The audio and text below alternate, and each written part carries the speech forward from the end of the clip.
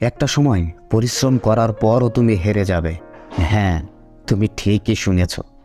পরিশ্রম করার পরও তুমি ফেল হয়ে যাবে যদি সঠিক জায়গাতে সঠিক কাজে সঠিকভাবে পরিশ্রম না করে থাকো। হয়তো তোমার মনে প্রশ্ন আসছে যে পরিশ্রম করার পরও কেউ কিভাবে ফেল হয়ে যেতে পারে। চলো তাহলে পরিশ্রম অর্থাৎ হার্ডওয়ার্কের ডেফিনেশন কি সেটা জানা যাক। যখন তুমি তোমার টাইম ও এনার্জি কোনো কাজে লাগাও তখন সেটাকে বলা হয় পরিশ্রম। Time plus energy. দেখো, একটা গাধাও কিন্তু অনেক বেশি পরিশ্রম করে, একজন মজদুরও অনেক বেশি পরিশ্রম করে। তাই যদি শুধু পরিশ্রম করলেই মানুষ সফল হতে পারত তাহলে সব থেকে বেশি সফল মজদুররাই হতো। যদি খুব সকালে তাড়াতাড়ি ঘুম থেকে উঠলেই সফল হওয়া যেত তাহলে দুধ আর খবরের কাগজ বিক্রি করে যারা, তারাই সব থেকে বেশি সফল হতো। আসল সত্যটি হলো, অনেক বড় একটা সাফল্য লাভ করার জন্য তাদের এই কাজটি যথেষ্ট নয়। পরিশ্রম কম বা বেশি প্রত্যেক মানুষই করে থাকে, কিন্তু প্রত্যেকেই সফলতার সেই স্বর্ণ শিখরে পৌঁছাতে পারে না। তফাৎ এর থেকে তৈরি হয় না যে তুমি কতটা ঘাম ঝরাচ্ছ, তফাৎ এখানে তৈরি হয় যে তুমি কোন কাজে কতটা ঘাম ঝরাচ্ছ। পুরো খেলাটা টাইম আর এনার্জির। সময় একবার হাত থেকে চলে গেলে সেটা দ্বিতীয়বার আর ফিরে আসবে না। তোমার ভিতরে এনার্জি প্রকৃতির নিয়মেই সময়ের সাথে সাথে কমে যাচ্ছে। আজ তোমার মধ্যে যে এনার্জি, যে উদ্যমতা আছে, আগামী 10 বছর পরে এই এনার্জি তোমার ভিতরে আর থাকবে না। ধরো তারও 10 বছর পরে তোমার ভিতরের এনার্জি আরও কমে যাবে।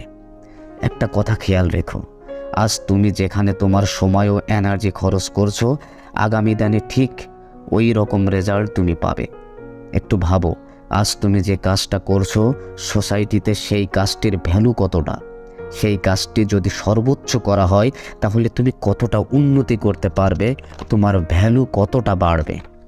একটু ভাবো, আজ তুমি যে কাজটা করছো আগামী 10 বছর পর এই কাজের রেজাল্ট পারবে কি তোমার প্রত্যেকটি স্বপ্ন সত্যি করে দিতে? একটু ভাবো।